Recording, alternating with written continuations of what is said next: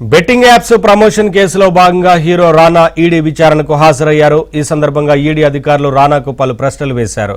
Jungle రమ్మే యాప్ను ఎన్నేళ్ల పాటు contract తీసుకున్నారు, ఆ యాప్ నుంచి ఎంత నగదొచ్చింది, గేమింగ్ యాప్ బెట్టింగ్ యాప్ అనేది తెలిసే ప్రమోట్ చేశారా, అందుకు వారు పారితోషికం ఇచ్చారా, కమిషన్ ఇచ్చారా అని ప్రశ్నించారు.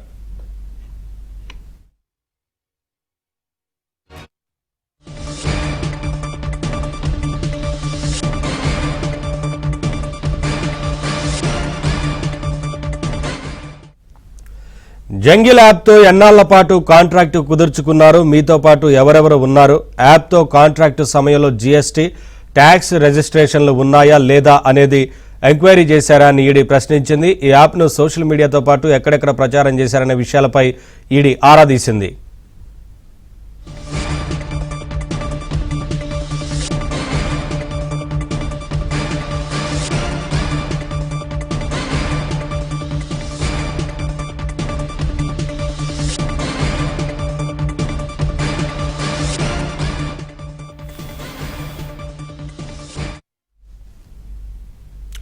బెట్టింగ్ యాప్స్ ప్రమోషన్ కేసులో రానా ఈడీ విచారణకు హాజరయ్యారు. ఈ సందర్భంగా పలు ప్రశ్నలు వేసినట్లుగా తెలుస్తా ఉంది. అప్డేట్స్ మా క్రైమ్ కరెస్పాండెంట్ ప్రవీణ్ అందిస్తారు లైవ్ ద్వారా. ప్రవీణ్,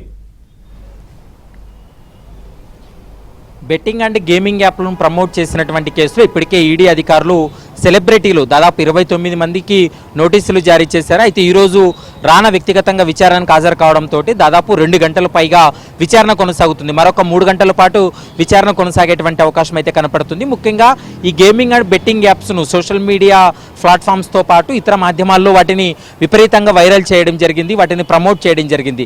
దానివల్ల అనేక మంది ప్రాణాలు కోల్పోయారు. బెట్టింగ్ పెట్టి నష్టపోయి లక్షల రూపాయలు బెట్టింగ్ పెట్టి నష్టపోయినటువంటి వారు ఆత్మహత్యలు చేసుకున్నటువంటి సంఘటనలు ఉన్నాయి. కాబట్టి ప్రస్తుతం లా అండ్ ఆర్డర్ పోలీసులు కేసు నమోదు చేసి ఇన్వెస్టిగేషన్ కొనసాగిస్తున్నటువంటి నేపథ్యంలో ఈడీ కూడా ఇందులో మనీ లాండరింగ్ కోణం ఉందని ఈడీ దర్యాప్తు కొనసాగిస్తుంది. ఈ రోజు విచారణలో భాగంగా రానాకైతే మాత్రం దాదాపు ఇప్పటి వరకు 10 నుంచి 15 ప్రశ్నలు వేసినట్లు మనకు స్పష్టంగా అర్థమవుతుంది. ఎందుకంటే బెట్టింగ్ యాప్స్తో వీళ్ళు కుదుర్చుకున్నటువంటి ఒప్పందాలపైన వీళ్ళు చేసుకున్నటువంటి కాంట్రాక్ట్, ఎన్ని సంవత్సరాల పాటు కాంట్రాక్ట్ చేసుకున్నారు, కాంట్రాక్ట్ చేసుకున్నందుకు గాను ఆ యాప్స్ నుంచి వీళ్ళకి వచ్చినటువంటి పారితోషికం ఎంత అనేటువంటి అంశాలన్నిటిపైన ప్రస్తుతం సుదీర్ఘంగా విచారణ కొనసాగుతుంది.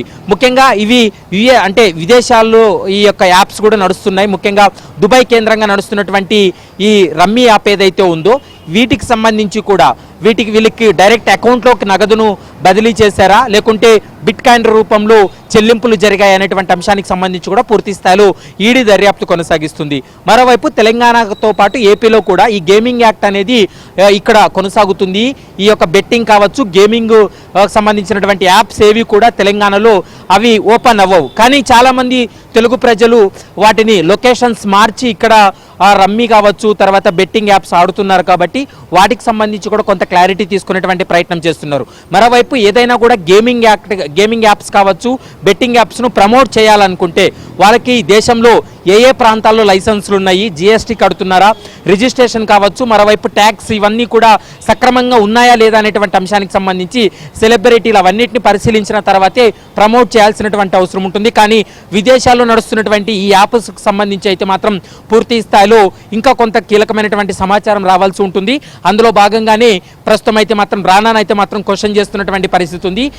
ఈ యాప్స్ను ప్రమోట్ చేసినందుకు గాను వీళ్ళు పొందినటువంటి లబ్ధి ఏంటనేటువంటి అంశానికి సంబంధించి కూడా సుదీర్ఘంగా విచారణ జరుపుతున్నారు. మరొక 2-3 గంటల పాటు రానాను విచారణ చేసి స్టేట్మెంట్ రికార్డ్ చేసేటువంటి అవకాశాలు అయితే కనపడుతున్నాయి. ఈ కేసుకు సంబంధించి అయితే మాత్రం గతంలోనే ఇంకొకసారి ఇలాంటి బెట్టింగ్ యాప్స్ను ప్రమోట్ చేయమని ఒక్కొక్కరుగా సోషల్ మీడియాలో చెప్పినప్పటికీ కూడా విదేశాల్లో నడుస్తున్నటువంటి యాప్స్ నుంచి వీళ్ళు పొందినటువంటి లబ్ధి ఏంటి, ఏ విధంగా వీళ్ళు అమౌంట్ను వీళ్ళ అకౌంట్లోకి జమ అయ్యింది అనేటువంటి అంశాలన్నిటిపైన సుదీర్ఘంగా అయితే విచారణ కొనసాగుతుందని చెప్పుకోవచ్చు. Naveen, thank you Praveen, thanks for the updates.